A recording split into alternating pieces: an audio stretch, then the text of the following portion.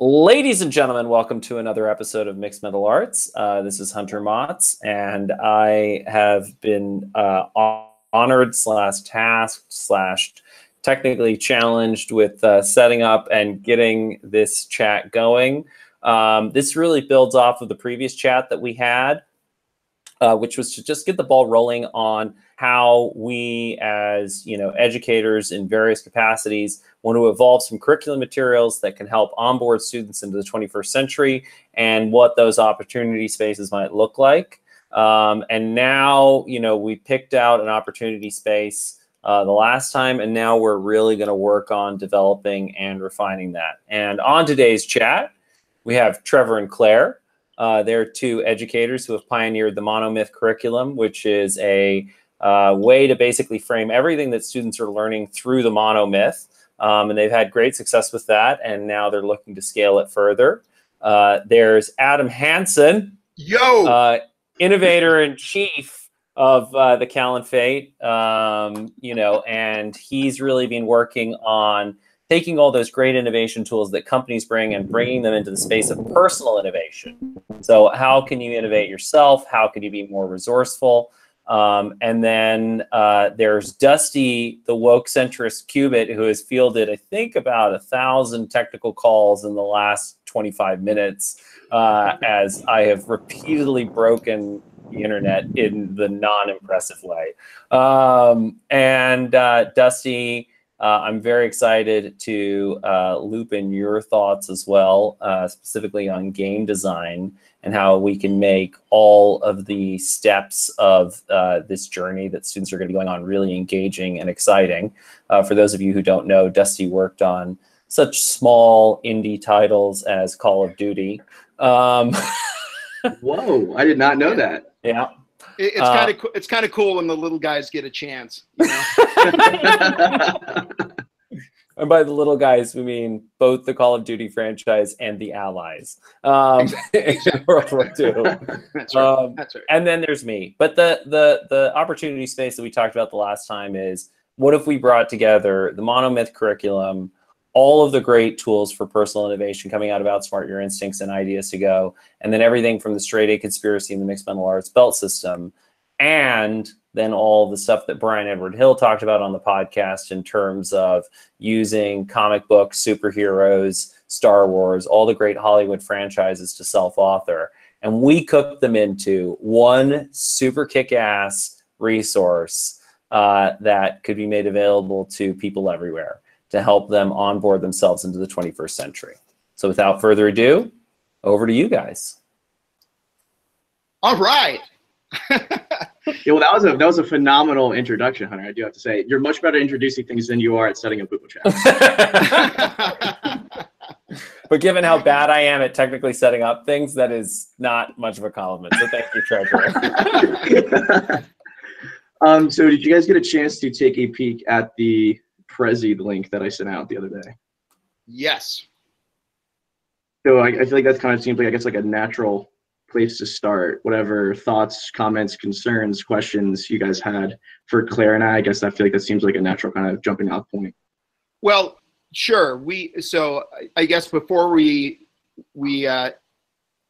jump right into, I guess what would whenever I go into a meeting, and I'll try not to over facilitate because just because I'm a facilitator for a living, but what I guess what I'd love to hear from everyone is, what would success look and feel like on this call? By the time we wrap it up in a couple hours, we've accomplished what? We're feeling really great because what has happened? Just any thoughts on that? And then I think I have a couple of thoughts just to throw out there for how to structure it. Is that fair? I think that sounds great. Yeah. So it's now, let's say it's 6:30 Eastern time, 3:30 on the left coast. And we're just jazzed because look what we're walking away with. What are some of those, what's true about some of those things? And we can both say them, and so that we don't have production blocking going on the ideas. If someone else is talking, go ahead and throw your idea into the chat box as well. So we're feeling great in a couple hours because what just happened? because we have a clear recipe for what we all need to do, and what I think it'd be really good to have versions of this, like a clear roadmap for what we're going to do. You know, what does version 1 look like? What does version 2 look like? What are the steps we'd like to get to? So what's the ultimate vision, and then what's the low-hanging fruit? What's that bowling pin that we knock down first that allows us to then get to the others? Sweetness. I was kind of seeing an organic way to work together all of these ideas, because even though they currently exist sort of in different spaces, I think that they can really naturally coalesce. And I guess finding out how that will look, and then like Hunter said, once we have that, what next? So I guess next steps. Excellent. I was just going to say, any sort of concrete idea for what's happening next. I'm a big fan of, like, we have this list. Now let's give this list and this homework to these people so we can figure out what next to do, because it's up until this point been a very nebulous, up in the air situation. I'd like for there to be a concrete, here is where we are going and how we are going to get there. Already doling out homework, Claire. The school year hasn't even started. I love homework. I actually have to finish 2 homework assignments for an upcoming project yet today. So yeah, you know, if you make the wrong decisions in your occupation later in life, you never get away from homework. I'm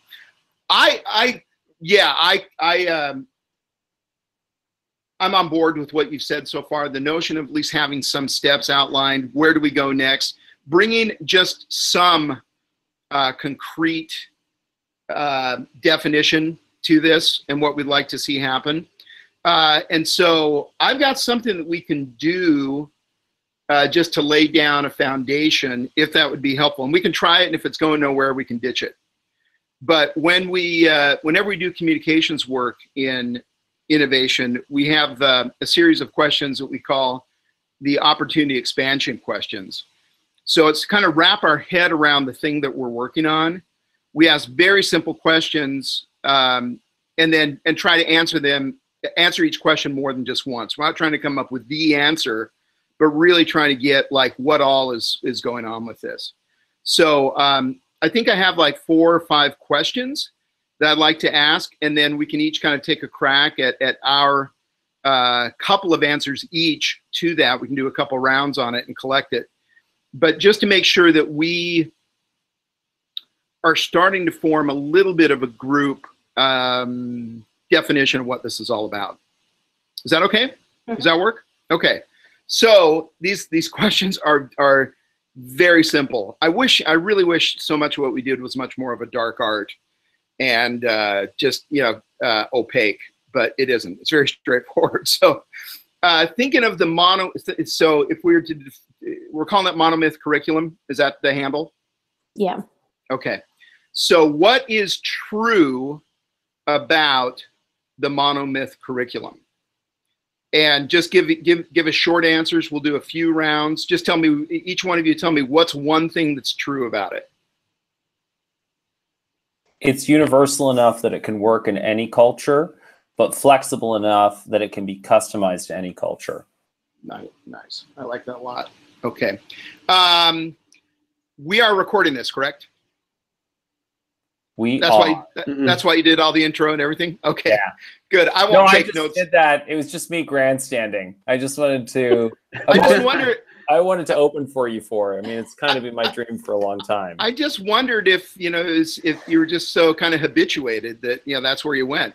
So good. I won't take notes right now, but I like the notion it's both universal enough to apply across cultures. And I think what we're saying is here that, you know, we have some intuitions about this working both, even within the United States, both within education and in the prison system and other places as well. So the idea that it can be customized within that universality, very cool. Claire, what's one thing that's true about the Monomyth curriculum? The Monomyth curriculum puts the student at the center and allows the teacher to be much more of a coach and a facilitator and an actual mentor role, as opposed to Sage on the Stage, which is something that the vast majority of education is moving away from. So this is so cool. Hunter, I'm thinking in an upcoming call for this group, we need to get Ken Gordon in because he's been doing some work on that, deconstructing the Sage on the Stage format for presentations in the business world. Cool. Yeah, I think that'd be really, really smart. And I think just from a positioning standpoint as well, to build off of that, Adam, I think it'd be really, really powerful to have, you know, two guys who are buddies who work for nominally different firms, but who understand both the challenge and the opportunity here for our society as large to come together and, like, you know, not worry about our differences. I think that'd be really, really cool. Hey, and any opportunity to collaborate with Ken, I'm on it. All right, Trevor, what's one thing that's true about the Monomyth curriculum? I see it as the reunification of teaching as an art and teaching as a science. I think that a lot of times we get very caught up in our educational philosophy tribes, where some people, where education is very data driven and very clinical and very, I don't want to say detached, but it's like a very rationalist approach. And then there is another approach that is, it's hard to pin down. It's warm and fuzzy, but maybe it doesn't have the follow-up that the clinical side has. And I think that when you take the art of relationships and communication and innovation, and you combine it with the science of data tracking and brain science, and you kind of get those all together in a big gumbo, I think that's the secret sauce that we kind of are missing. Love it. Love it. Other thoughts? What's true about it? My next question, just so you know, will be what's uniquely true about it. So at some point, they might start to bleed into each other. Well, in terms of what's uniquely true about it, I'm going to steal from our buddies, the UK-based artists Fantic and Young, and what they said about mixed mental arts, which is it's primeval yet contemporary. Which is, I think, part of what's really cool about it is that it taps into those most primal tribal aspects of ourselves, but is absolutely available and flexible for the modern world and the modern challenges. Nice, nice. What's uniquely true about it? And so Trevor and Claire, as you kind of think, what got you excited about pursuing it and everything, what were some of the key distinctions compared to other curricula that really started to get you stoked? Sorry,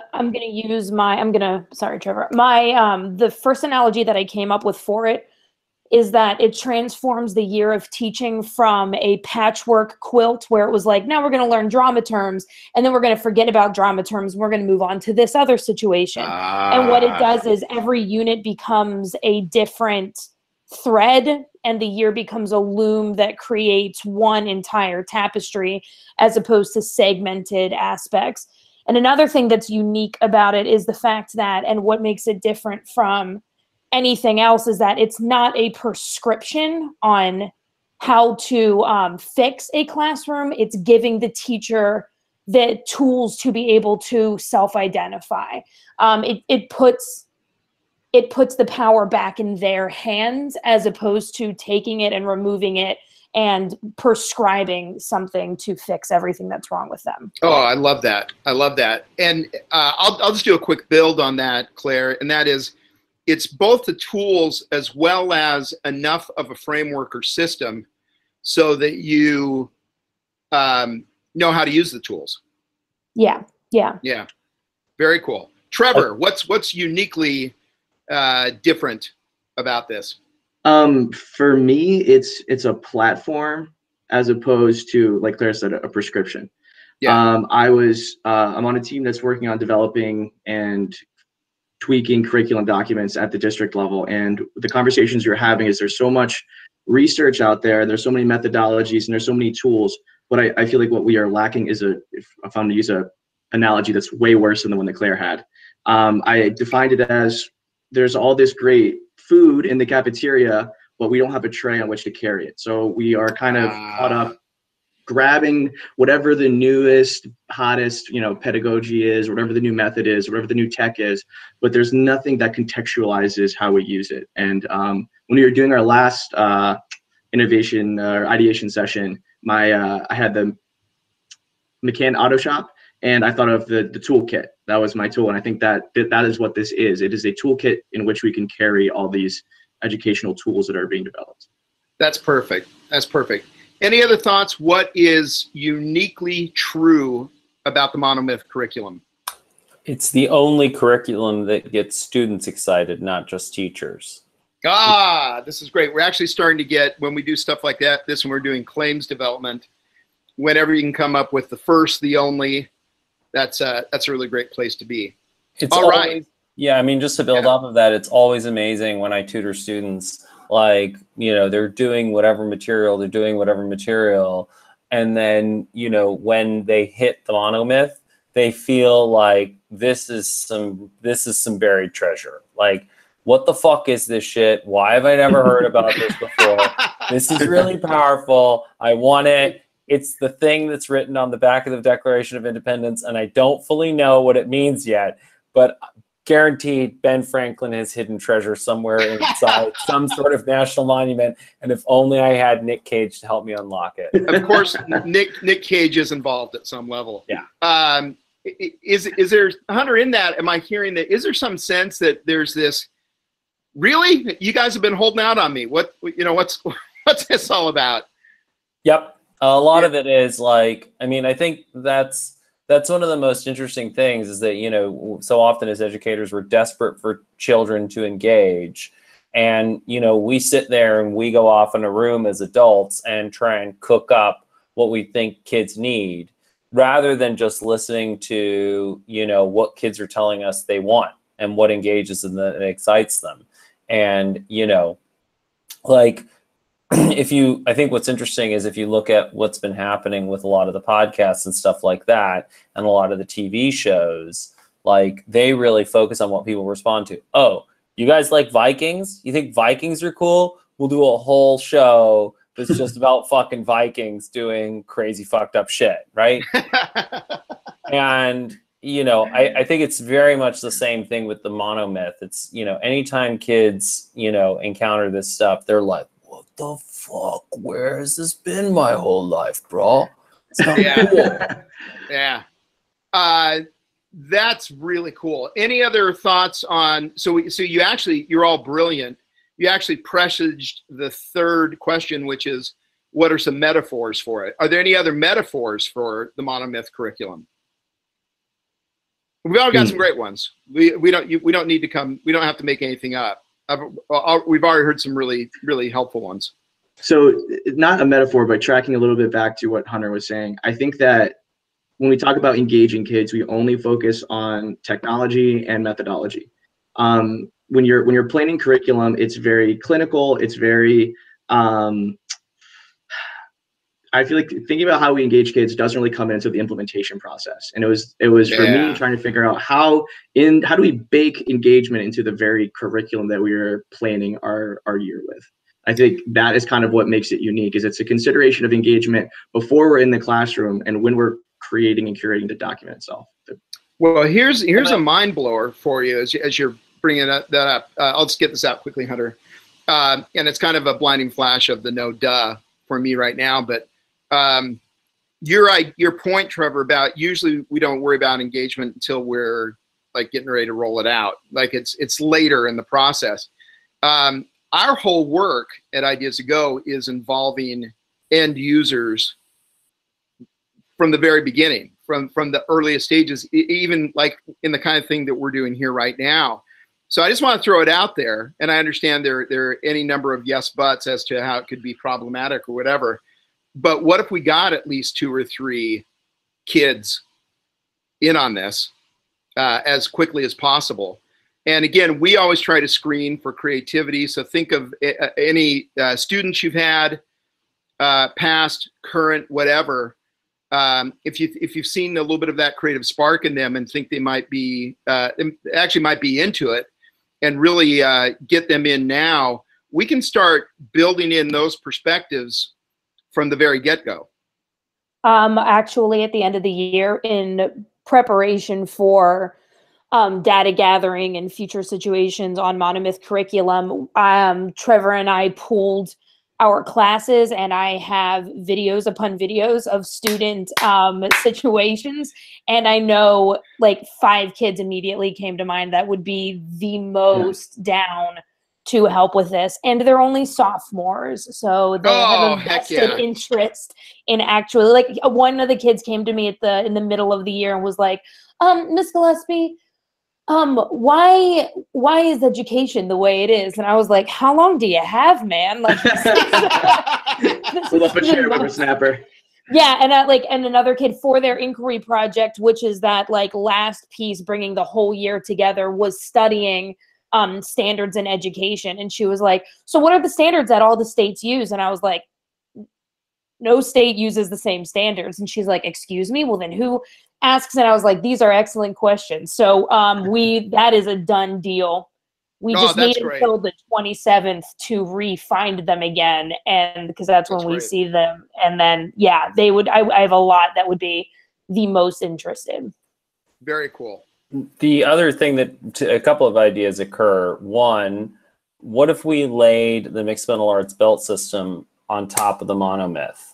So it's already a loop, it's already a circle, and one possible monomyth is to pair it up so that you work through the belts, which, that way, because that's really a lot of the core metacognitive concepts are baked into the Mixed Metal Arts belt system, and that's part of what we want them to get. So that's one idea.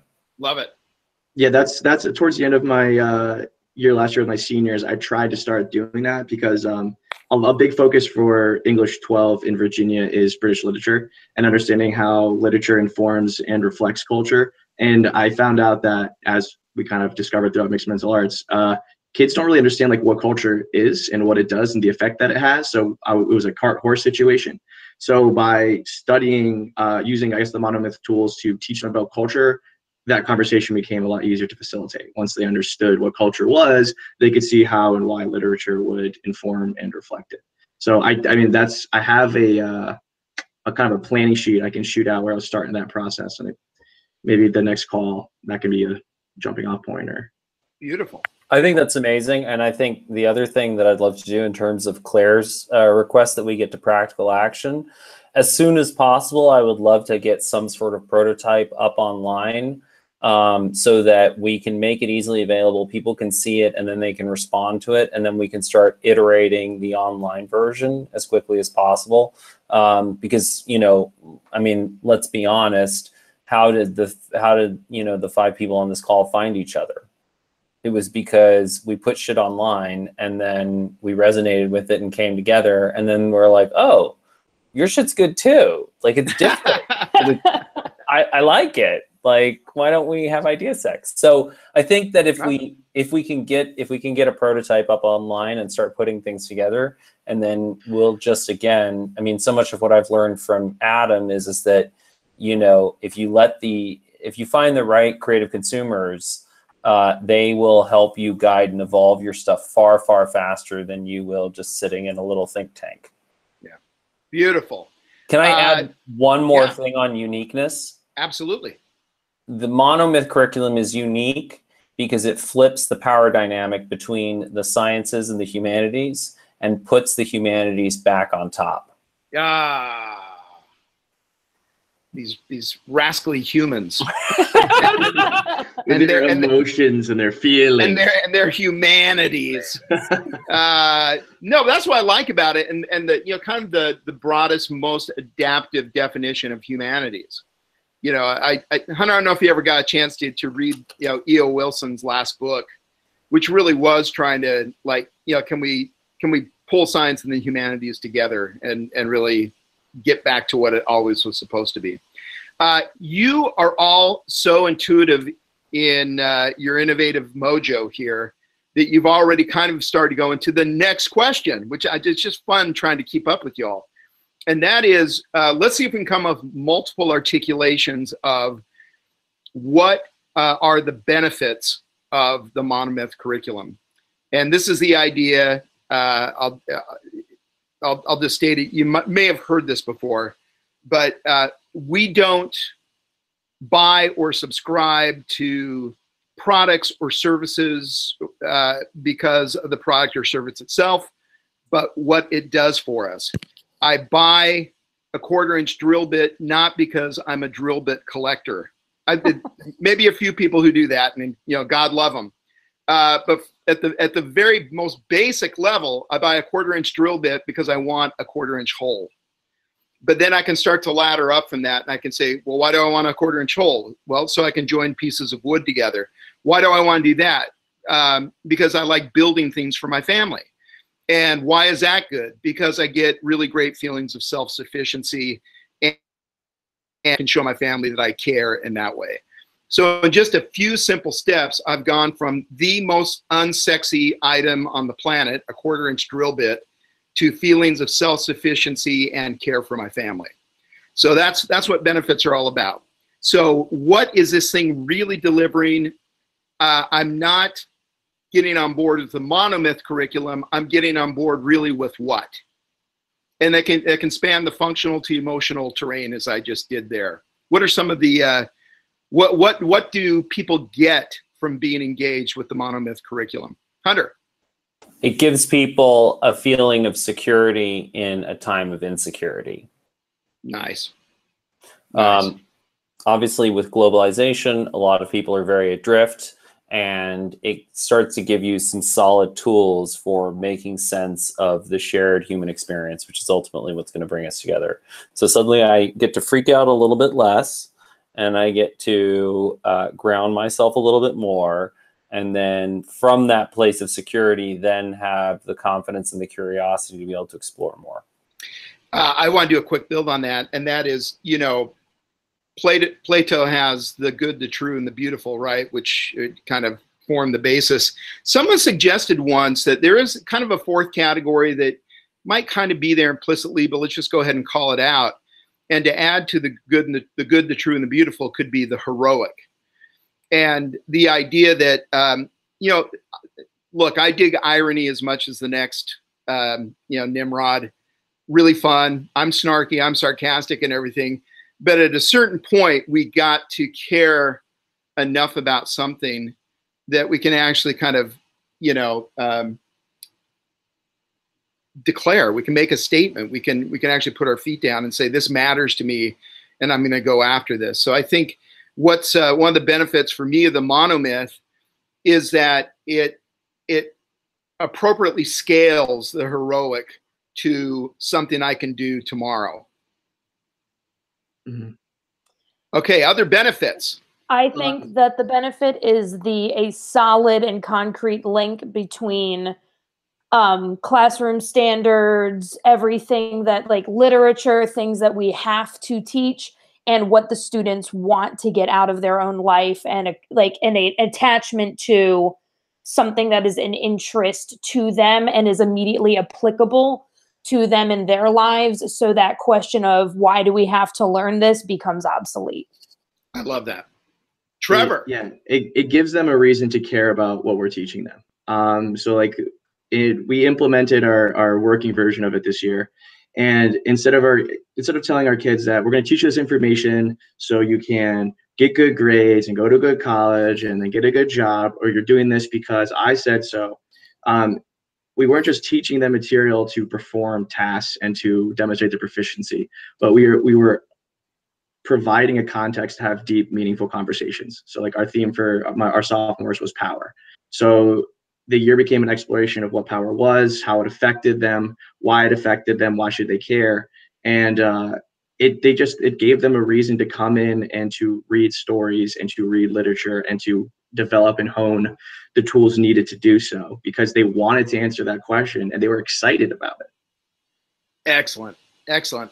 Other benefits. What are some of just kind of like straightforward, kind of functional, even like short-term, realizable benefits of this? Makes everything easier to memorize. Excellent. The cabbie chapter of the Straight Conspiracy is all about, if you have a framework, then things fall into place. As opposed to if you have no framework, everything is just a bunch of random, weird, disconnected pieces of information. So what that's going to do for students is it's going to make it easier to remember things. It's going to make it so that things are stickier, which means that when it comes time for finals, they won't suddenly have to cram. And it's going to mean that it's going to be far easier to make these things emotionally relevant and engaging, that why question that Claire is talking about. And then that added level of emotional engagement is only going to make things easier to memorize. So in terms of the sort of even students who aren't necessarily at the stage of self-actualization, like the sort of easy draw them in the door benefit is learning this way is going to make it so that you have to spend less time studying and will get better results. Love it. This just brings up, oh, go ahead, Trevor. Oh, I was just saying, it's also, I think, importantly, a framework that both teachers and students can access. Because a lot of times the students don't really realize where they are in that learning journey. And because of the intuitive nature of the monomyth structure, they know, right? Because it's baked into the DNA. So I just want to call this out. I'm hearing a lot of dualities connected. So, you know, at the biggest possible level, the monomyth is, you know, it can be fairly abstract. It's kind of this big meta narrative and everything, but yet it can really pretty quickly I can get into the concrete nature of it. There is kind of this idea of bringing it into curriculum, the long-term picture and the why, but then also the short-term how and what, and, you know, even more of the journalist questions, I'm sure, where, you know, et cetera. There is the idea, clever or Traer? Clever. We've decided on clever. Is that the Brangelina thing here? Okay. It is. Trevor or Claire? Thank you for working with the senescent and the addled here. One of you mentioned the idea that it really kind of empowers the student. The student is really much more, really kind of driving the bus here, and it really. So this notion of the duality of the teacher and student somewhat being erased. So that's cool. Any other dualities that this connects that spring to mind? Old and young. Nice. Multiple disciplines. We are pulling in social studies into it. It connects world languages, any ESOL, all of that situation. Yeah, Science. Lovely. And humanities.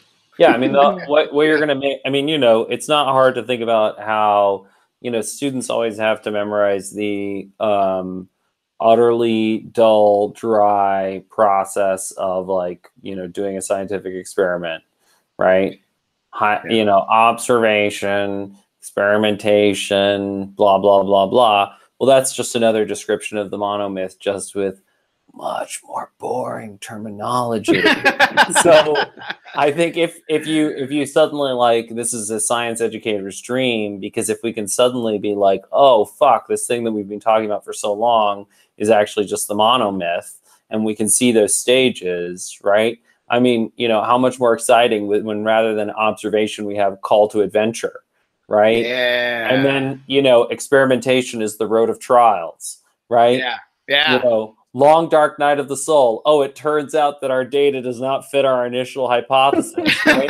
And then we break into Act 3 and we come up with a new hypothesis and future possibility for experimentation. There you go. Yeah. I love it. I think we're about to break into a thrash metal version of We Are the World. I am loving this. Cool. Any other benefits that spring to mind? Let's go grandiose. Like when it really comes down to it, what are some of the kind of highest order, rich emotional benefits? And we can answer it for the teacher, for the student, for the parents as this gets implemented in their kids' schooling, etc. Let's go big and grandiose here. Claire. I would like to speak for the teachers, because this was something I was going to add earlier when on both Trevor and Hunter's situation, is that big grand scheme of things for just like a school building, seamless vertical alignment of all of the different years so that high school becomes an entire experience again, as opposed to a segmented, oh, but when I was in freshman year, we learned this. And then that on top of that, it creates I don't remember where I was or where I saw it, but probably NPR, let's be honest. They were talking about how the use of technology is going to become so integrated into the workforce that it's going to end up taking away all of like the menial, stupid jobs. And the only things that are going to be left are for the most creative, empathetic, and innovative humans. And what this curriculum does is it takes away the menial task and it creates and pumps out creative, innovative, and fucking empathetic human beings. So if we're talking big goals, we're saving the human race here, guys. Jesus. There we go. Boom. Our Messiah complexes are just singing in harmony right now. Well, I said go grandiose. So, I think that's great. It gives the kids a context to have the conversations they are starving to have. I think there's a tendency for a lot of adults to sort of think that kids are so absorbed in these little micro actions that they do and their fleeting attention spans. They don't have any deep concerns or fears or whatever, and everything is just superficial existence. But what I found is because technology and entertainment and education is trending that way, they still have those deep innate human desires and needs that we all have, but they don't have a context to have those conversations. And the most telling piece of data that I've had while teaching is I believe it was 2 years ago.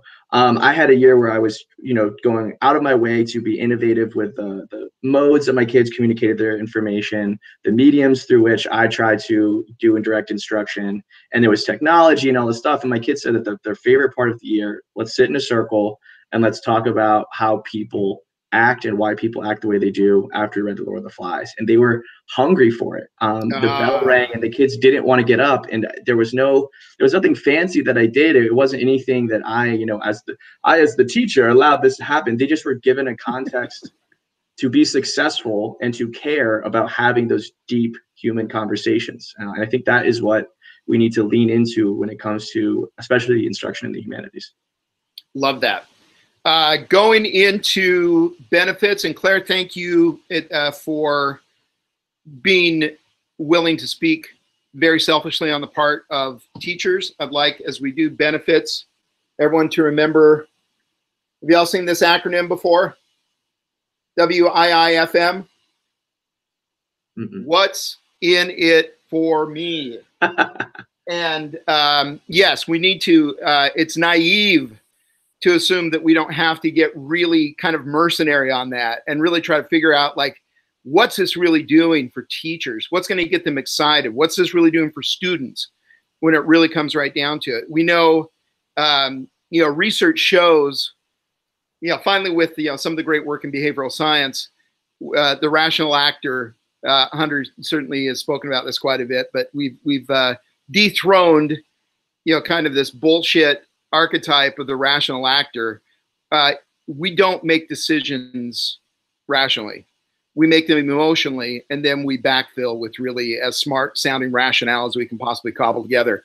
And the work that really kind of did it for me was they showed that this is true even for purchasing agents within large companies when they're buying industrial equipment like steamrollers and road graders and dump trucks and stuff that should be just about as unemotional as it can possibly get. And yet the research showed that those purchasing agents were making those decisions first emotionally, and then quickly, backfilling with all the, the spec sheet that came from the salesman or whatever. So what's in it for me? Let's go in even harder on teacher. Why is this great? What's going to get them excited? How do we start, building kind of just a squad of evangelists around this? Hunter.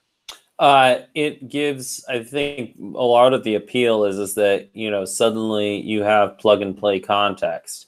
The hardest part of being a teacher is that you have to figure out what is the framework that is going to allow the student to make sense of what you're about to talk about. So, you're suddenly teaching somebody and you're having to teach them biochemistry, and you're like, okay, fuck, no biochemistry. What can I hook this into? That Spider-Man movie that was actually totally misrepresentative of how genetics works. So what's great about the Monomyth curriculum is that suddenly you have plug and play context. Like it's a single platform, and it's going to allow teachers to always have somewhere to start. Okay, great. You know the Monomyth curriculum, so here's how we connect it into DNA, right? It's the circle of life. And then we all sing Hakuna Matata, and it's fucking amazing. I love it. But thrash metal Hakuna Matata. Absolutely. What's in it for me? More on the teacher side. Why would they care? What's good about this for them?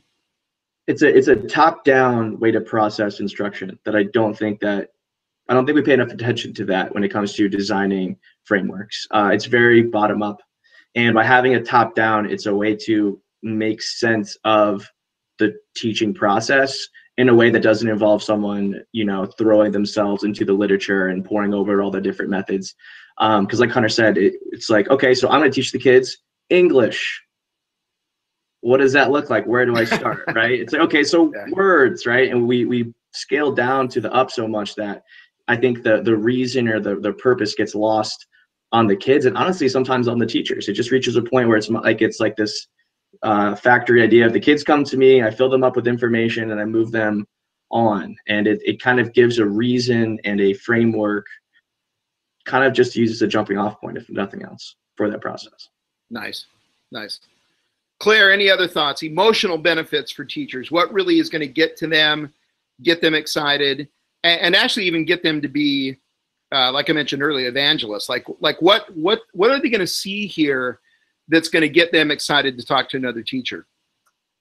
The Monomyth curriculum puts the emotion, well, for me and for Trevor and for the people that next week we're giving our first professional development to real teachers on the Monomyth curriculum. So stay tuned for how that goes.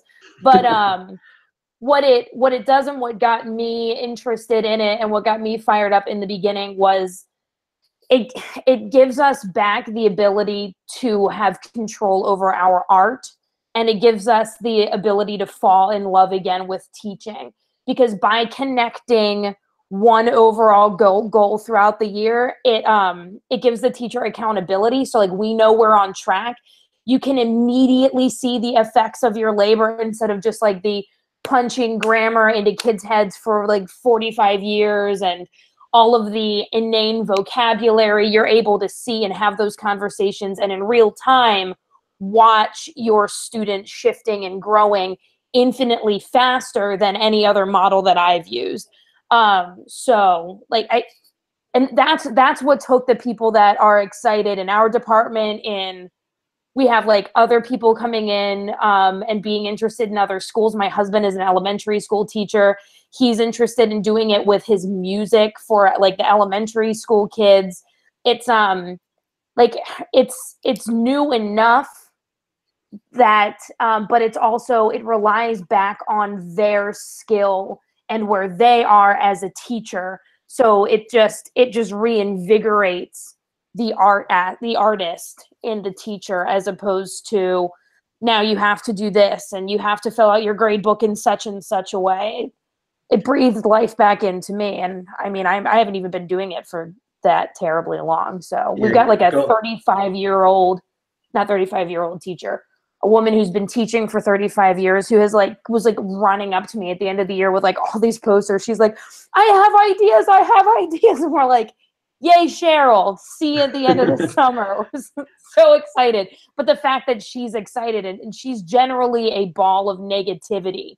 And this was the first time that I'd heard anything positive coming out of this woman's mouth in all the time I'd known her, which was a year. So there's that. But going back to the connecting dualities, I think a lot of times when there are frameworks that are built, it's either overly prescriptive or it's so loosey-goosey and nebulous that it's hard to really pin down and have a coherent conversation about it. So it's kind of creates a shared common language that is light on fancy education acronyms. Anyone in education knows that we have a absolute treasure trove of acronyms that we have to remember and different methods and all this stuff. But it kind of makes those conversations more accessible, even across content, which I think is huge too, because it can be a kind of a difficult process. You sit down with a history teacher and ask them, like, how can we align what we're teaching without going step by step, locking, through different time periods with different texts.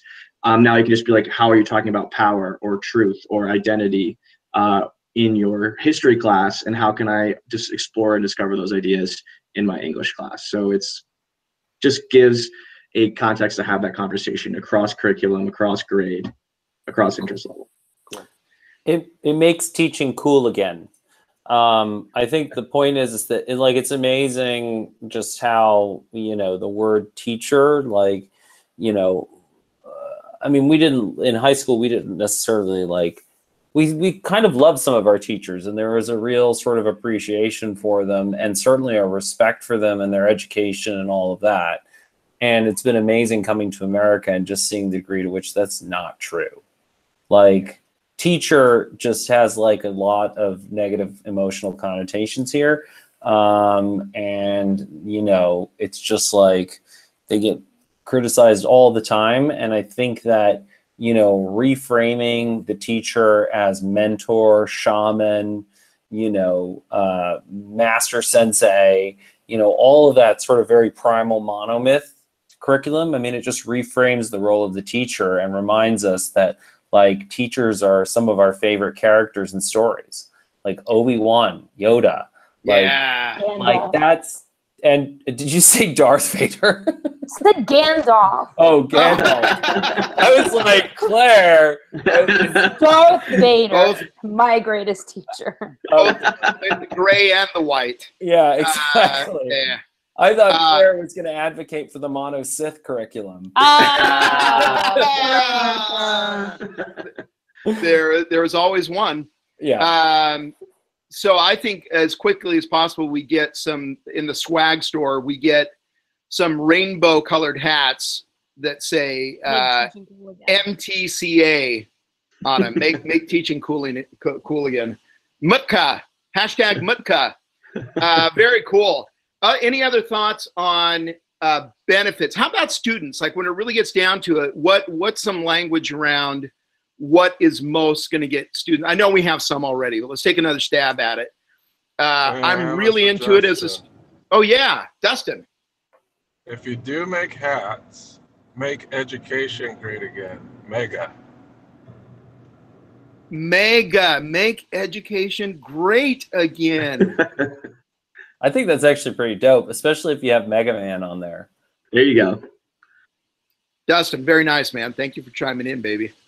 So for the students, what is really going to get them charged up?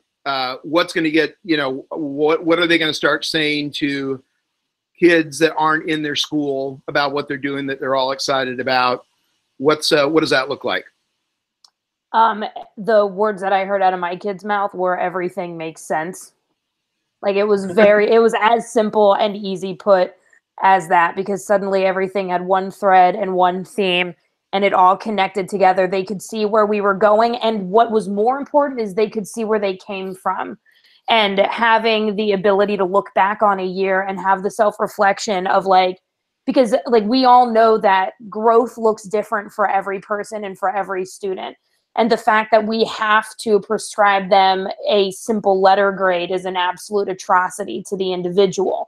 So with their ability to be able to look back and see, this is how I've progressed, this is how I've grown, that gave them a buy-in to their own education that they had not had before.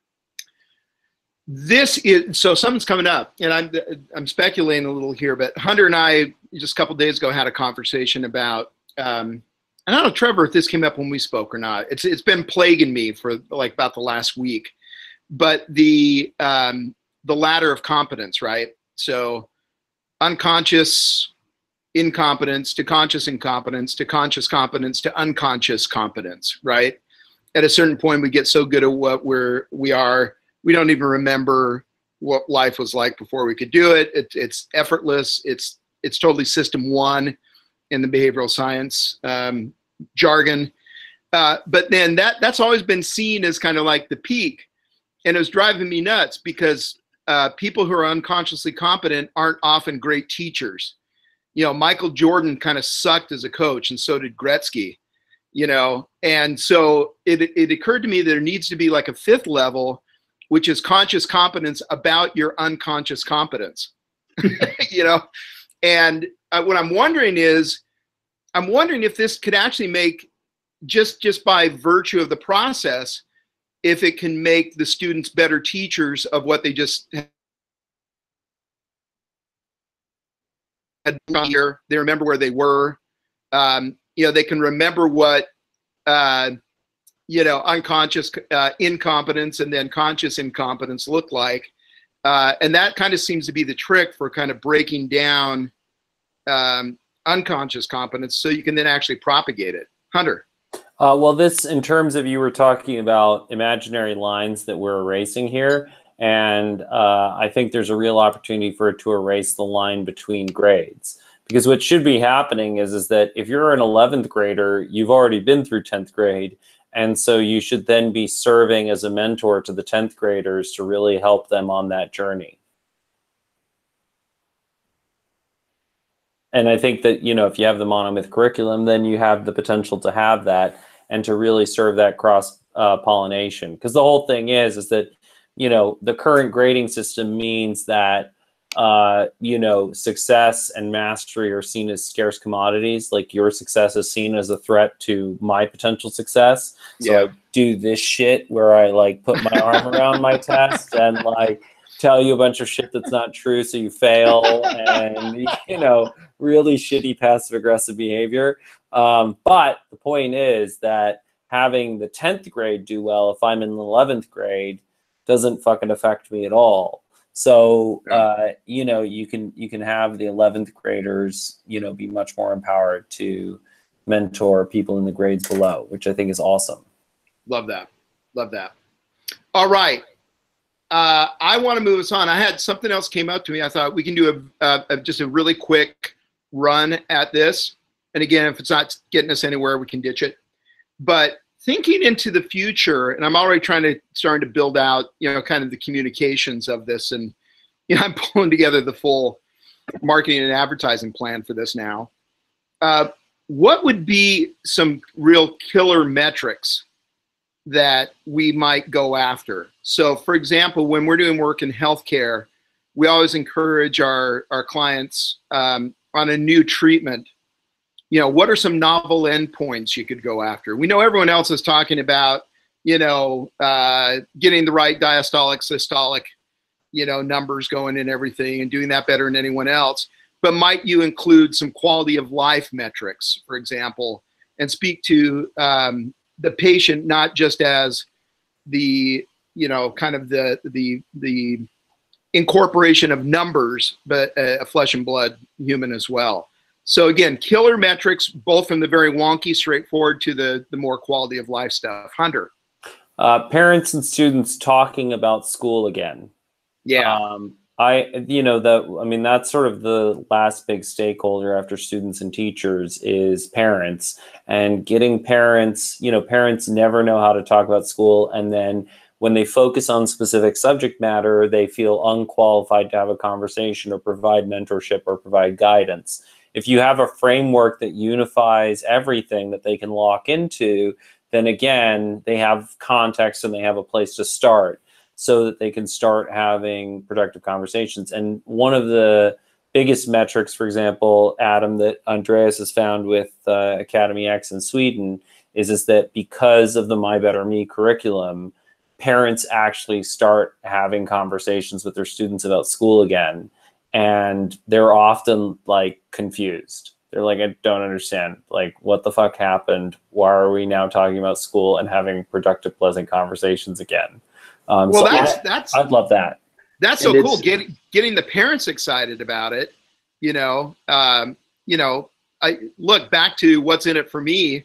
You know, let's have parents of these students, you know, brag to other parents what's going on with your kids. You know. Trevor. And it gets them talking not just about the output of grades, but the input of learning. And I think that when teachers do have, when parents do have conversations with their kids, it's very results oriented. What grade did you get? You know, like what score did you have, right? Like how much better, what percentile are you in class rank?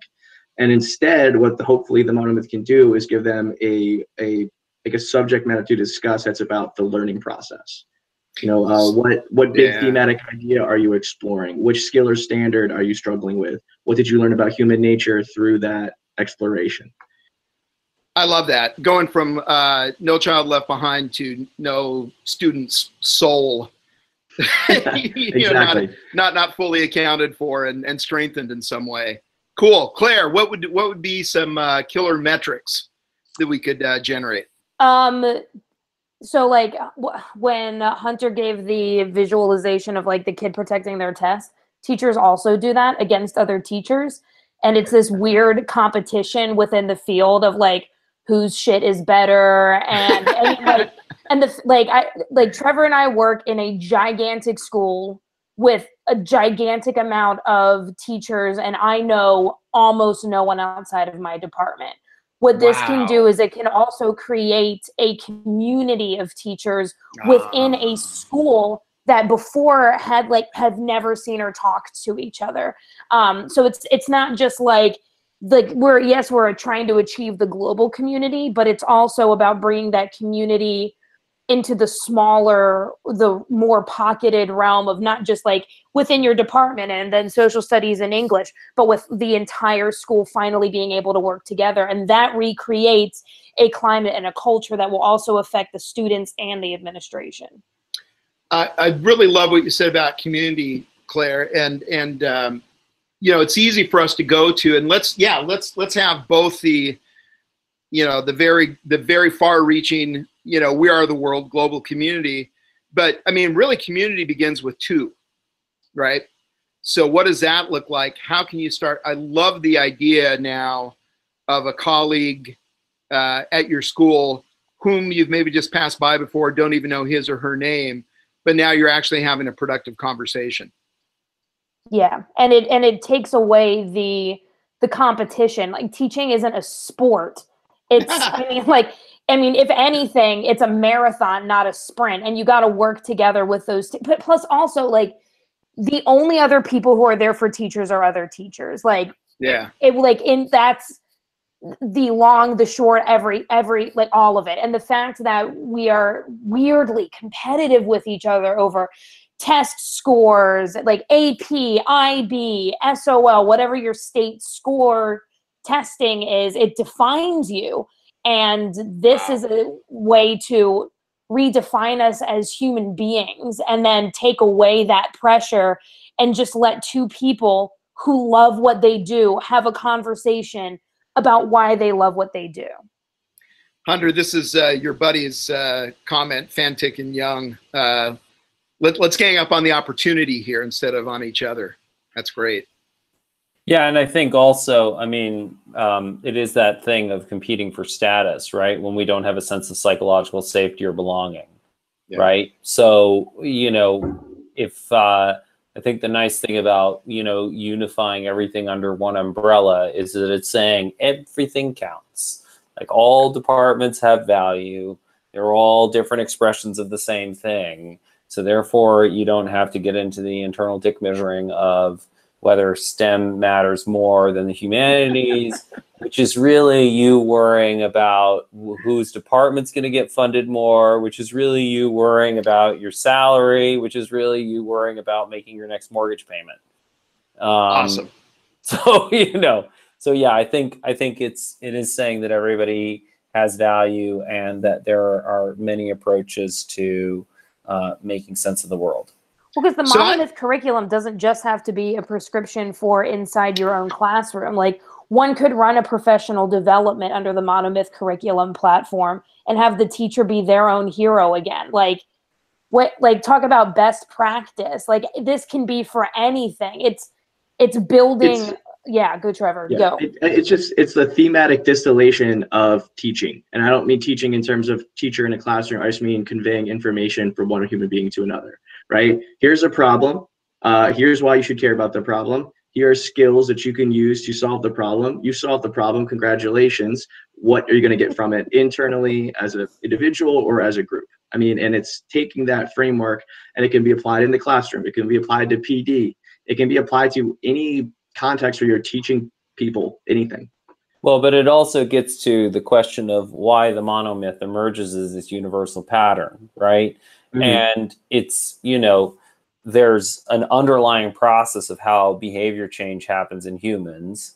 Humans then made up stories to make sense of that process. Joseph Campbell then looked at all these stories and then rediscovered the overarching framework. But actually what he's describing is the underlying biology, right? Yeah. So all we're doing is revealing that again, and then you have the opportunity to use it as a framework for whatever behavior change you want to make. Nice. So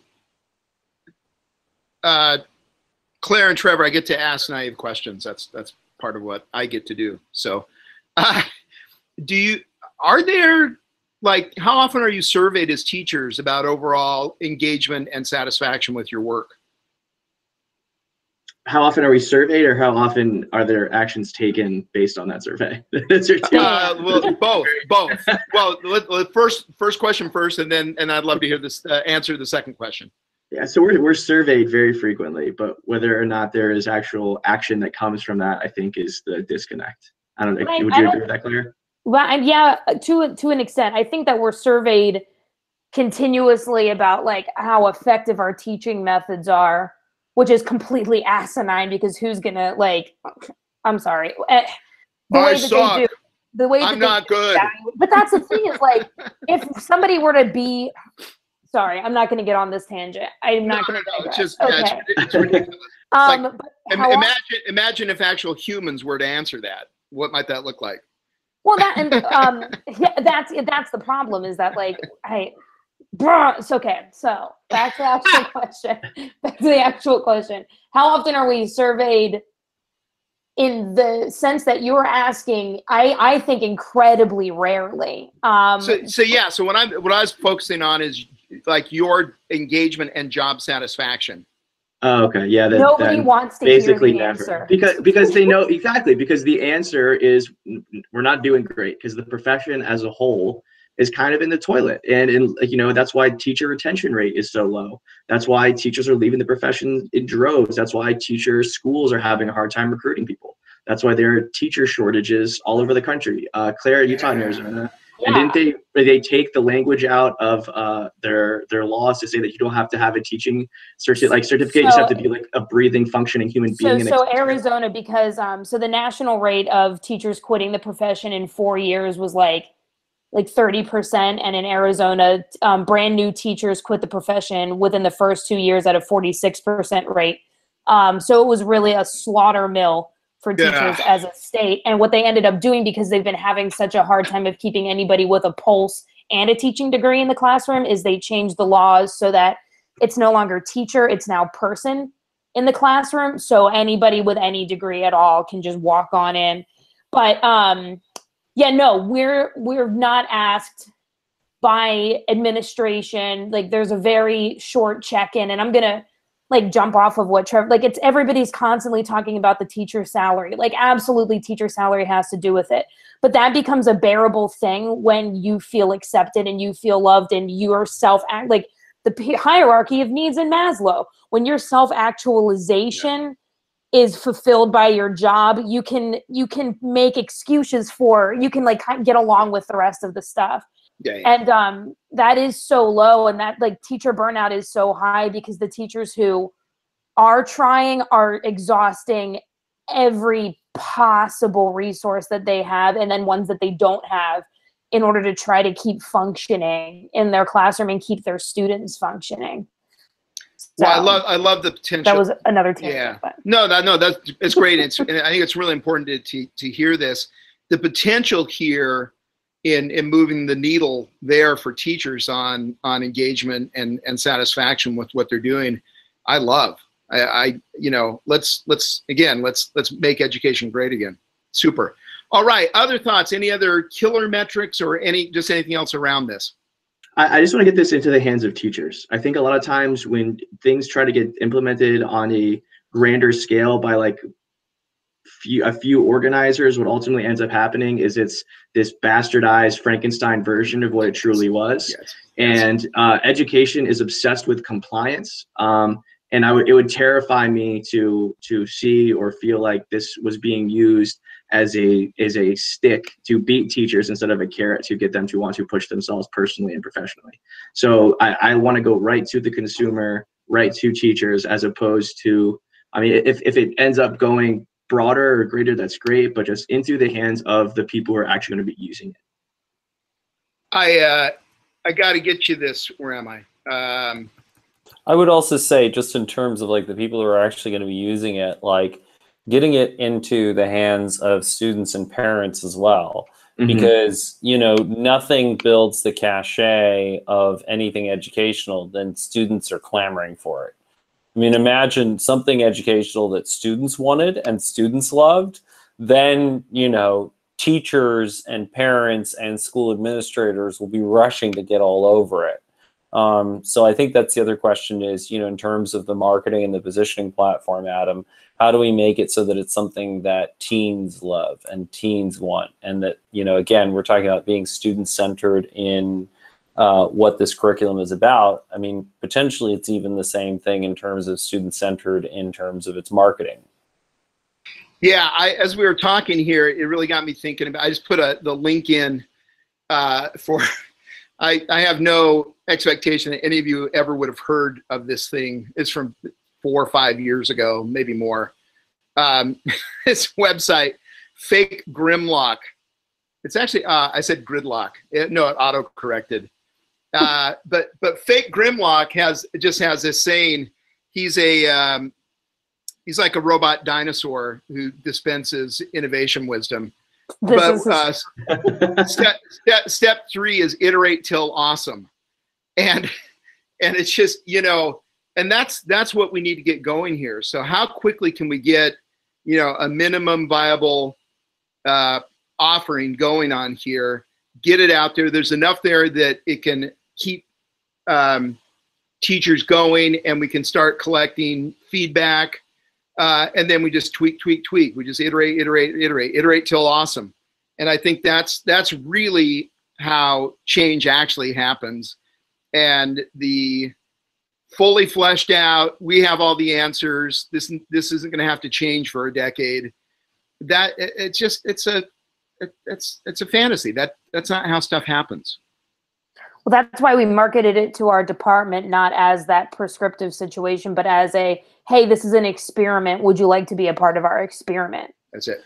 Well, and also then bringing people in that way, so they have skin in the game, and so it's you know, they're, you know, when we do work in prototyping, we know never to make the prototype too polished, too perfect looking, because then it looks like it's the final product. And even if there's reassurance around, no, we really want your feedback and we can change this. If it's too buffed up, just subconsciously people are going to go, oh, well, it looks like you kind of already made all the decisions, so I don't know what you want from me. So that's where Brian Callen and I disagree on our physiques. I'm like, Brian, it's too much, Brian. It's too perfect. And he's like, no, that's right. Possible, but I don't know how to engage with that. Yeah, it's intimidating. Yeah, and just even you're mentioning it right now, Hunter. I just have to take a deep breath or two and just remind myself that I'm straight. Hey, it's 2018. There's, you know, you don't need to. We do the pan thing now. Yeah, exactly. All right, where are we? I don't know. Those were most of the questions that I had, and thank you for going with that. And did that seem productive? Yeah, absolutely. Yeah, I'm just looking for self-affirmation here because I'm an empty shell. You are self-affirmed. Self-affirmation could be. Adam, if you are an empty shell, you're an empty lobster shell. There we are. Classy. That's right. And Jordan Peterson would love that. So, yeah. So, looking back to what we said success was going to look like on this call, let's see if we can start marching toward that. a little sense on some concrete steps, a clear recipe for what to do. The notion of starting to think in terms of versions and what that might look like, and just overall an organic way to coalesce all these ideas.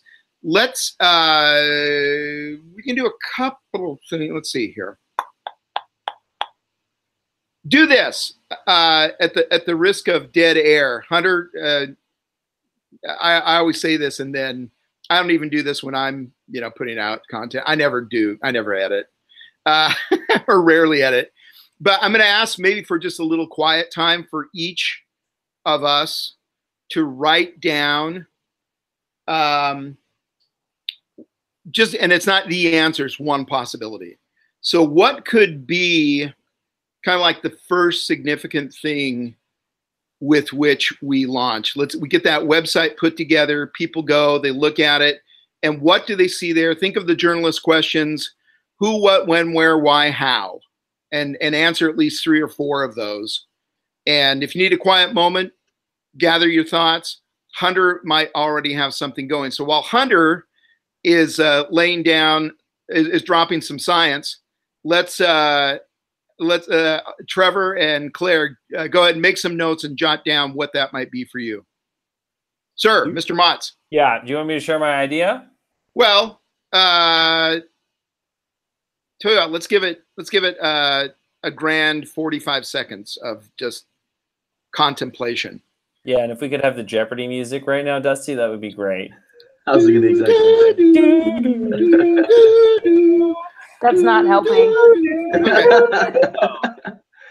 That's probably the point, by the way. If you want to actually know why IBM's Watson was able to beat Ken Jennings, it's because Watson wasn't distracted by the annoying fucking... He was like, I do not process this. All right. Think minimal viable offering, who, what, when, where, why, how. Answer at least 3 or 4 of those, what it looks like, what it could be. What could a teacher who stumbled on the website, what could they do quickly in terms of trying stuff,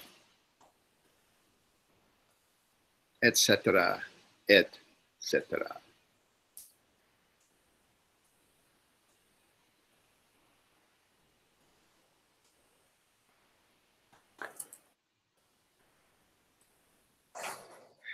Yeah, I shouldn't dance. It's really, Adam, I mean, the question is, what dance shouldn't you do? And then you just do it. No, all of them. All you the know dances. what I really shouldn't do it? I shouldn't do the shoulder shimmy. Or Let's do the Macarena right now. I shouldn't do Britney Spears Toxic. How are we supposed to write things down with Hunter's ass gyrating on the camera? You are worried about dead air? This is the opposite of dead air. I know. No, it's deadly air is what that is. Well, the size of Hunter's buttocks is so large that only one cheek can be captured at a time. Yeah. Well, in general, that's the only part of me that's truly Brazilian. Look at my butt. Well, I mean, I shared with Mandy the other night Carnival, which if you've never watched Carnival, there are some asses there. Oh yeah. Oh yeah. Oh yeah. There's a lot of ass. All right. We're going to go into this. So Hunter, let's hear from you. What might this look like? Give me a little bit of flesh on the bones there.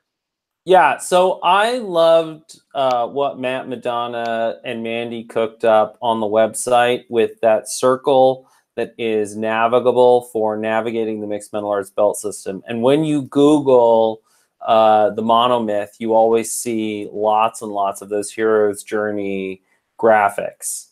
And the more and more we talked about this, it's that you have this circular template, but that what the individual steps are can be swapped out. So you can swap out the steps, for example, for the scientific process.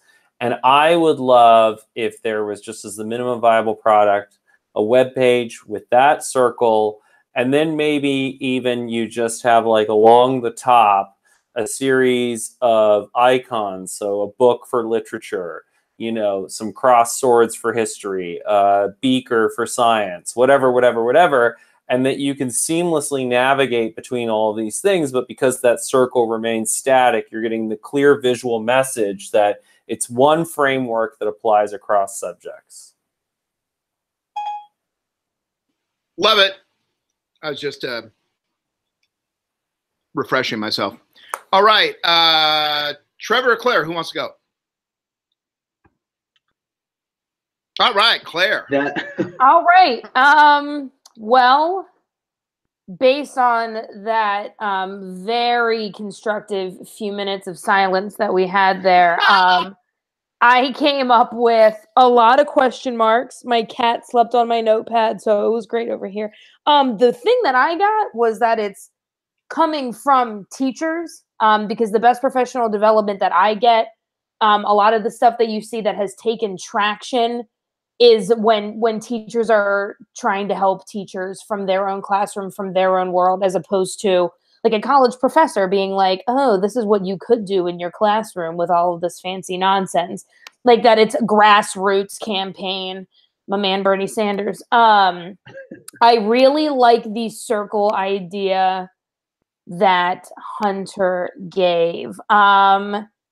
As far as once upon a time, I think it was just spitballed out there of this as an idea for students to be able to go through on their own, like as an alternative to self-education on a computer. Like in Arizona, we call them E2020, like the Primavera, the cyber school that the kids have to do. I think that could also help there. But for the teacher platform, if a teacher were to go and look, I like the circle that leads them through the year. So it starts with the ordinary world and the pre-year planning, and then goes through and gives them some ideas and at least templates for how they can form their own unit and what they can do on their own with that, but with guiding questions to help get them there if they are stuck.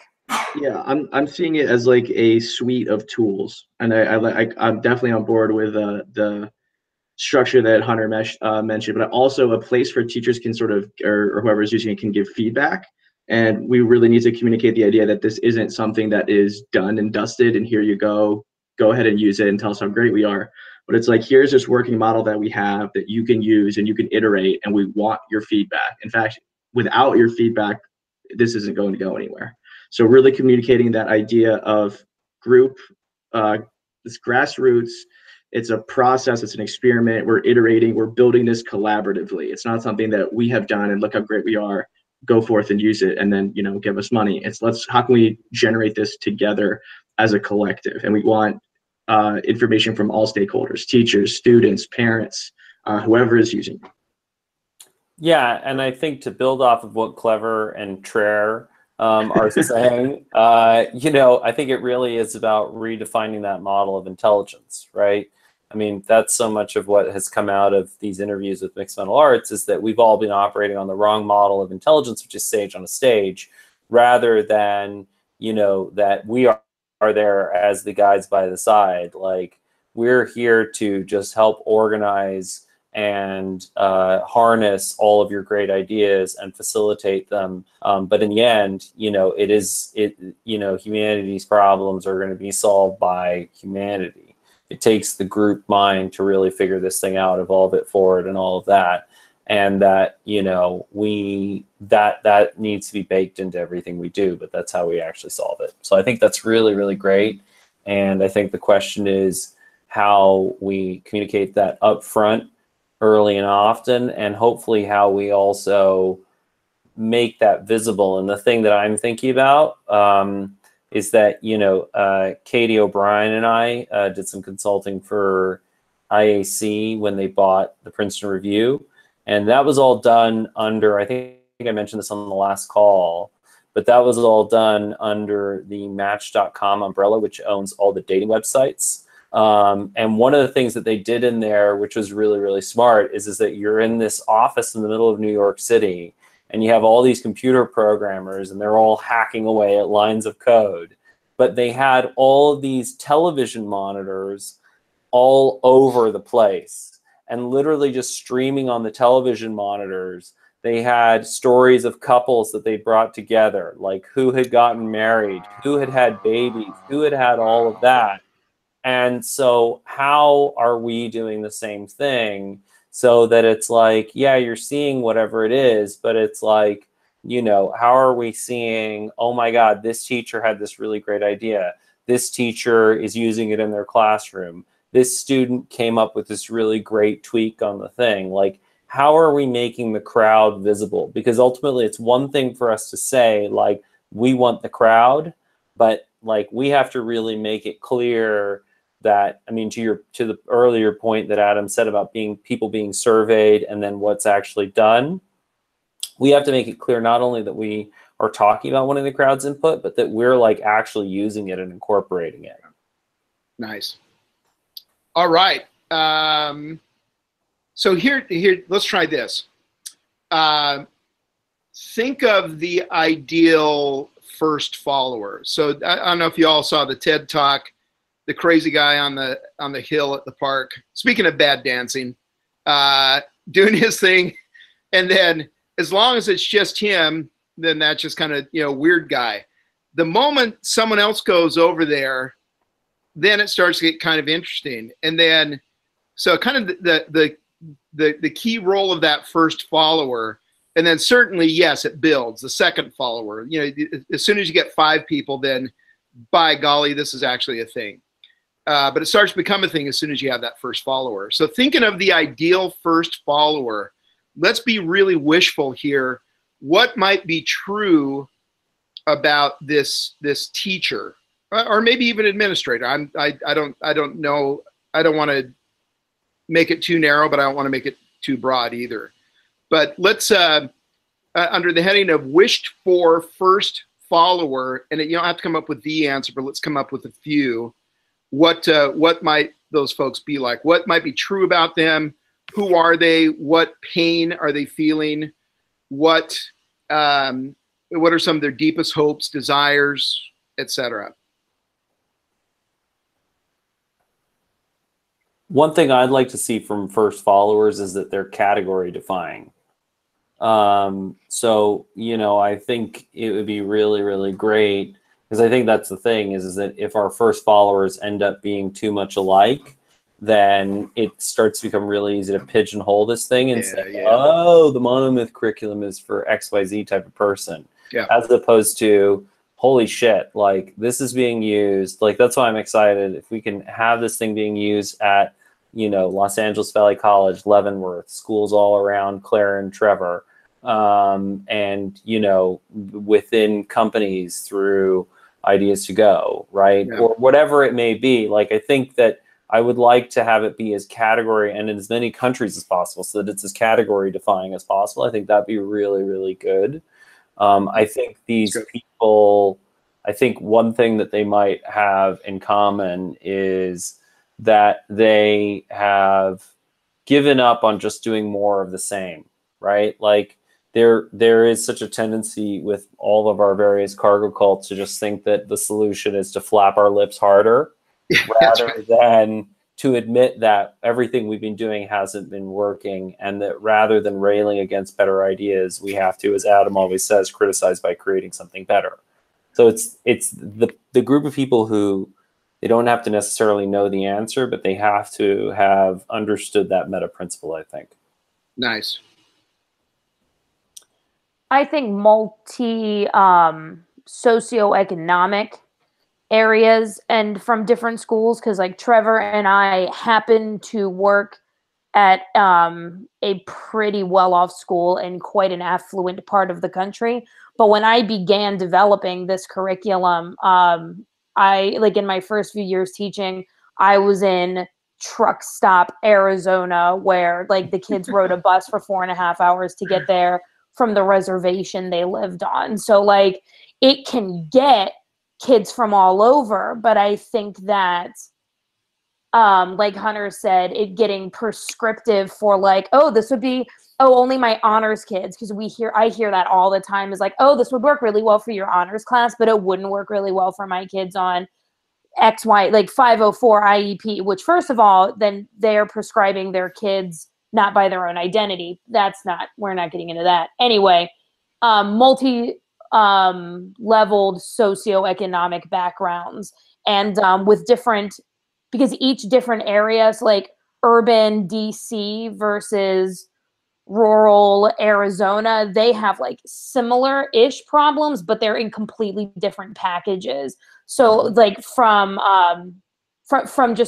all around, it would be good to get that buy-in, that it's not a prescriptive thing for Northern Virginia, specifically Prince William County through Fairfax and Alexandria, but that it works for the Alaskan classroom, as well as Florida, as well as Panhandle, West Virginia, like that from all over, it can be everybody's tool. Going back to that conversation earlier about how teachers are kind of can be competitive and closed off, a lot of times when there is a method or idea that is being pitched to teachers, they say, oh, well, that's great, that works for your kids, but that would never work for my kids. And I think that's something that we can right up front say, this is working in this, with this student population and this sort of culture, and this one over here, which is completely opposite. I think that would go a long way in shutting down, I guess, some of those potentially more closed-minded people that would otherwise not try this. I also, Adam, I mean, I think that, learning from, that book that we've all heard of but haven't made a close study of, Everett Rogers' Diffusion of Innovations, let's learn the lessons of Las Molinas, and, let's find, I think we want cool people to be excited about this thing. And I mean, not just cool people in terms of education, but who are cool people in the corporate world. Like I'm thinking even, of your buddies with the School of the Possible. And, I mean, I'm going to try and think about some people that I might know in the entertainment industry. But I think that if we can get some awesome people buzzing and excited about this, then you have the ability to draw on a lot of eyeballs. We can get Ellen DeGeneres on this. That's good. No, I mean, that's the thing in this town, it's not necessarily impossible. If she Google searches her name and this transcript is on there, it may come up. Boom. Yeah, leveraging SEO. Yeah, that's right. So everybody just say Ellen DeGeneres like 5,000 times right now. Okay, each one of us, Ellen DeGeneres. Ellen DeGeneres. Ellen DeGeneres. He's as good as captured at this point. It's phenomenal. Ellen DeGeneres. Malkovich. I do think there is something to that cool idea, though, because at the end of the day, we don't want this to be insular. We want people to see this, and you have to tap into that cool mystique factor to get people, to start looking at it. I mean, there are so many. I think that it's a unique platform. There's no shortage of people who are hawking or pitching their educational, methods. So I think that if we can get those cool people on board, people might first get interested because of that, but then hopefully once they start digging through the method, that is what keeps them around. But that pull factor is huge. Let me ask you, Trevor and Claire, among teachers, who can you give me an example of someone or a few people, whatever, whose perspective here, if they were excited about this and instantly could start talking about it with some depth, they're just super credible, they're well thought of, and thinking now about the Monomyth curriculum also, like what's true about it and some of the things we said. There seems like there'd be kind of a natural fit with this person or these handful of people. And this doesn't have to be a person, but it can be a type of person. A person that comes to mind for me is Kelly Gallagher. He's a researcher who is really big on moving towards more students focused. He's an English teacher, researcher, rock star. really focus on getting kids empowered through reading and giving them more choice. It basically, his whole philosophy is expanding student choice, student options to get them reading, and then the benefits that come from that. So people that are in the classroom but are also have credibility through their research, I feel like that is a kind of a sweet spot, because they're teachers, so they would actively be using it, but at the same time they have some credibility through books they've published or research that they've worked on. Nice. I think people's names don't immediately jump to mind, but big special education and English as second language advocates. This is a situation that can work beautifully for them, particularly in the removing the pressure off of the traditional A, B, C, D, F grades and putting it on the student and their progress and their individualized journey through their own education. That this would work beautifully in a special education classroom and in an ESOL, where the students tend to feel very isolated, and this connects them very much with their own surrounding and then with the other people in their areas. I just had a professional development this week with a doctor at a local university around here, and she was incredible. And like 90% of the things she was saying, I wanted to be like, check out the Monomyth curriculum because you'd really like it. So but speaking to that, I do think, like we said earlier, we want this in the hands of teachers, but it's also a reality that teachers are scared to innovate and to take risks. And when you can give them a platform that has approval from researchers in the field or from educational professors, that will then make them feel safe to try it. Because I think a lot of time teachers we're incredibly risk averse, because if you try to implement a new methodology and it bombs, how do you defend that? You could lose your job, you could lose position. So I think that having those, I guess, sort of external factors validating what we do in a way that a teacher can turn to an administrator or to someone at the district level and say, here are people who support this or are thumbs upping this, I think that would be, because we're even meeting resistance within our own school community from higher level situations who don't like the idea of anything happening without it being properly vetted first, because what if it does fail? And then what if we look bad? There's this very nobody wants to step off the ledge and try something new for the sake of students. I think that's why we've been stuck in this rut for so long, having an education system modeled after like the industrial era and like assembly line teaching style. Like that's because everybody is terrified to do something outside of it, because it's like, I mean, we all watch the news. As soon as anything bad happens, that's what sticks, not what is good. Well, Claire, you're modeling perfectly what status quo bias is. And I'd be happy to go in more depth on that at some point, but not right now. So Hunter, yeah. Can I float another possibility? Please. Are we sure that the public school educational system in America is the best place to prototype this?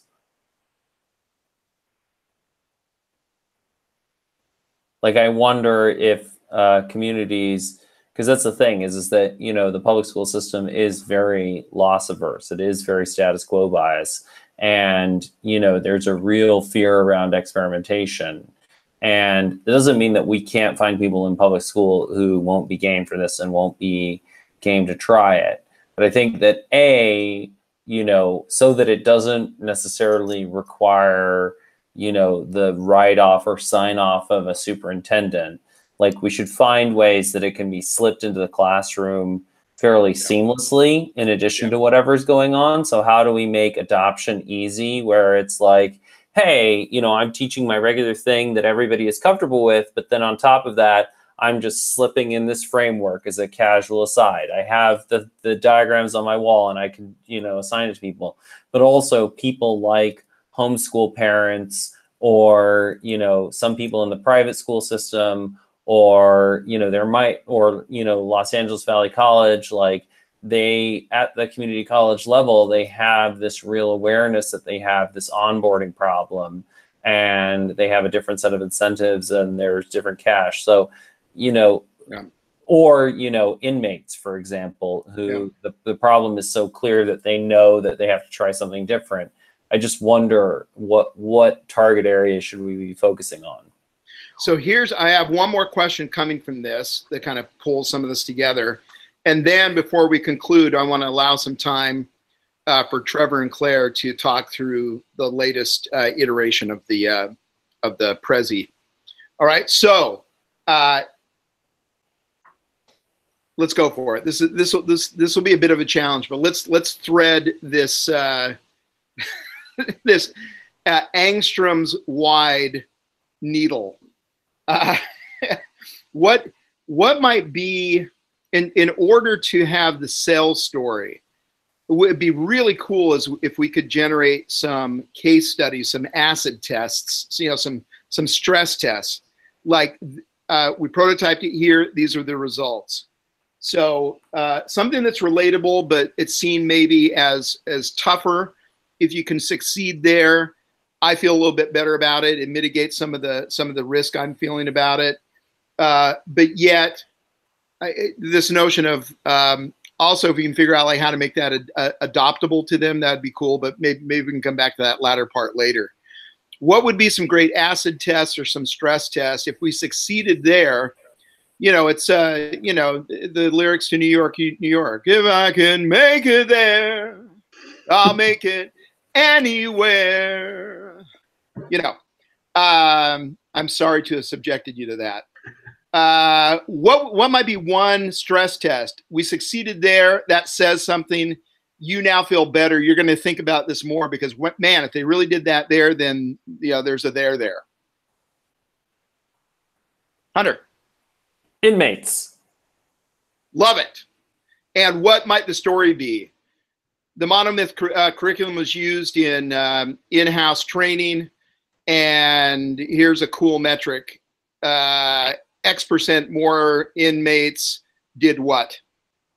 You know, they didn't commit crimes within 5 years of incarceration. They found jobs. They, you know, became productive members of the community. Nice. So some effect on the recidivism. Yeah. Yeah. Nice. Cool. Other stress tests where if we succeed there, then people go, wow, that's something. Claire, any thoughts? Alternative school settings. So, such as? We have a like PACE.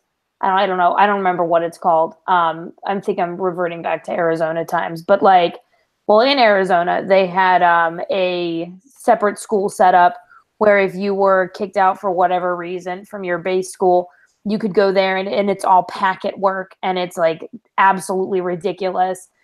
This would give meaning to it, attach meaning back to the schooling, and then give those students who generally are lacking mostly in people skills. It's all inter and intrapersonal relationships that are failing them from what I've seen, like in my professional whatever, that the Monomyth can help strengthen those skills, not only like in the realm of English or whatever, but then afterward they're able to use those skills and become, like Hunter said, productive members of society. So as opposed to just being pushed out the door. So retention of capability rather than just letter grade improvement or whatever. Yeah. Yeah. Cool. Trevor, what might be an acid test? We succeed there. This is a thing. I think it'd be powerful. So in Claire and I's district, it's really wide variety of socioeconomics situations.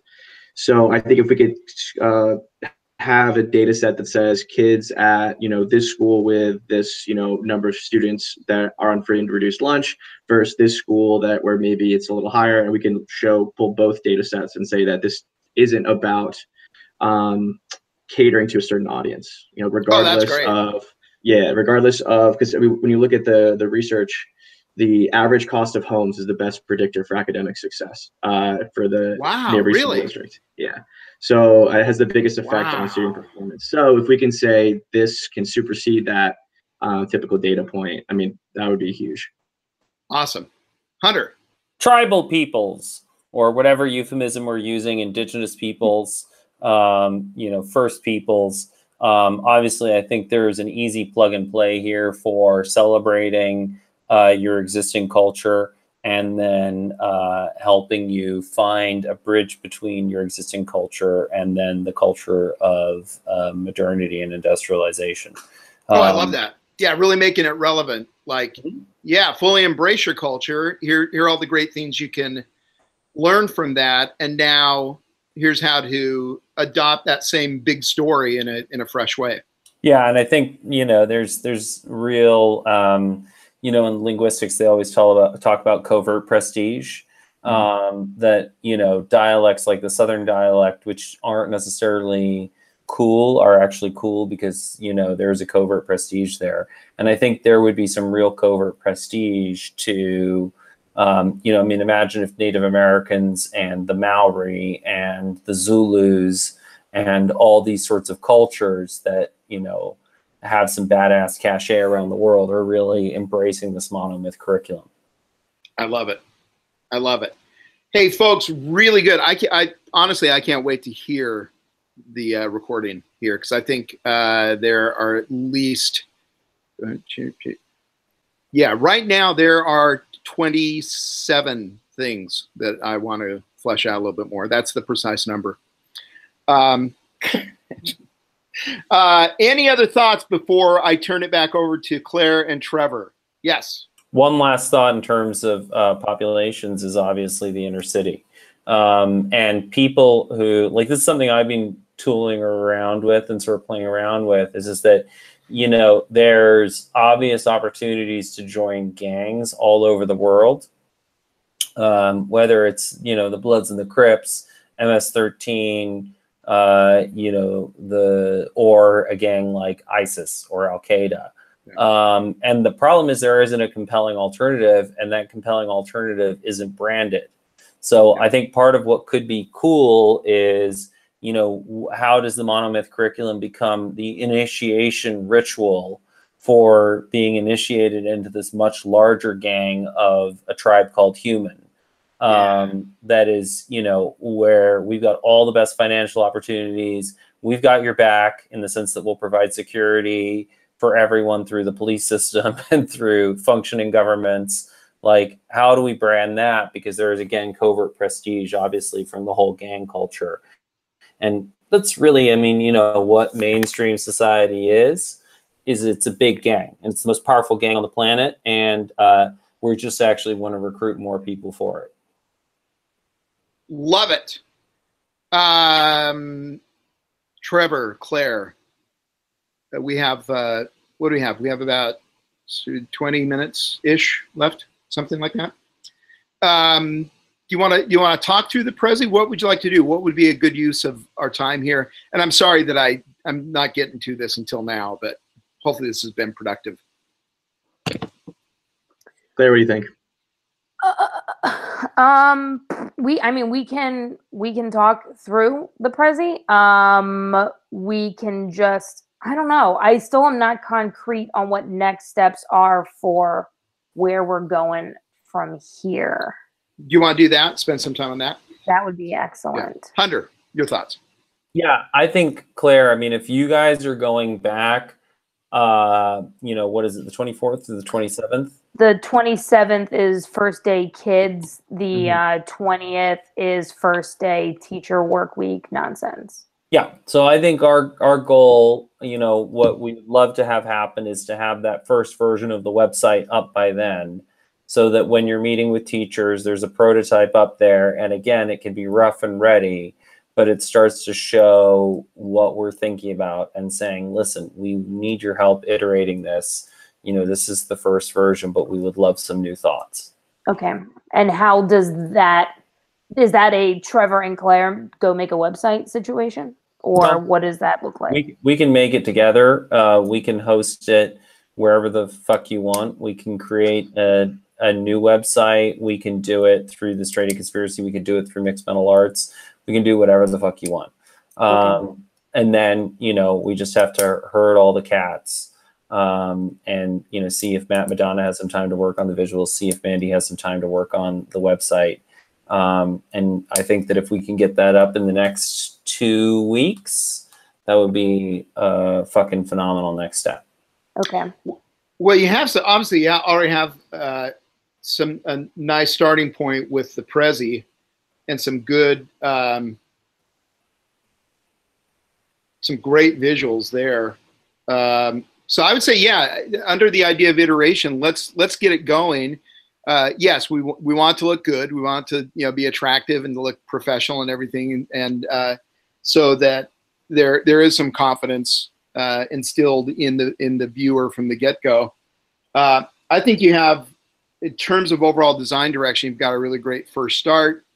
If Matt's available, that would be fantastic, and that's great. And if you want to do a session quickly that focuses only on that, and we can get everyone involved who needs to, and we can, you know, talk through again the possibilities and make some decisions, I'm happy to help you with that. Okay. I'm here. I'm here to help. Just let me know what I can do. Okay. And we'll also have, so the professional development that we're giving for teachers is actually the 16th and the 17th.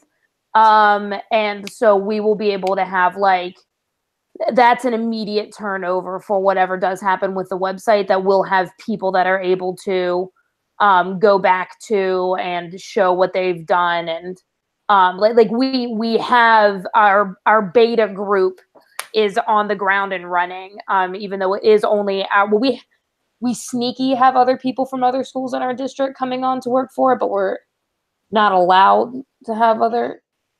It's the status quo situation that we were just talking about. But so we have that buy-in from other places. So we will have input from other teachers just besides myself and Trevor from multiple different levels coming in this year. So that'll be able to help in the immediacy. I was just going to type in the chat. I just love anytime I hear "not allowed." I just go, I know where I'm going. Yeah. That is fantastic. And I love hearing it from like a client team in business. And I go, what do you mean not allowed?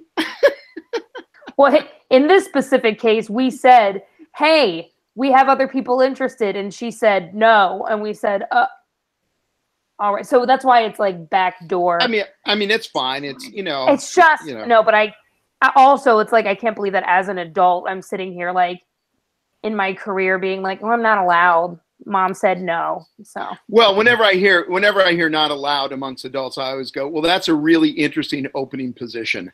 And so let's have fun subverting that now. That actually kind of activates me because I'm a brat. Well, but, from a marketing standpoint too, I mean, how great to like be selling the curriculum that's not allowed. yeah. It's the best fucking branding you could hope for. Oh, this curriculum, not allowed. Yeah, we can go to a little bit of Sami's dot here, Hunter. Yeah, exactly.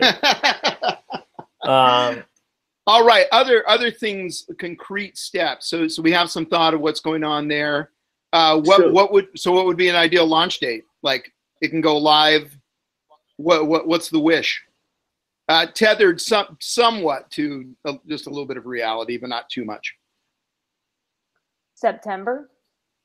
Okay. For the start of school years, so that it would be nice to have it out now, because now is when teachers are starting to get back together, when they're starting to have those conversations, when they're meeting with their others to start planning. Like, so now would be top, but that's impossible. So I think well, let's do a social media teaser, and let's get a tight, 90-second edit, the best of this call.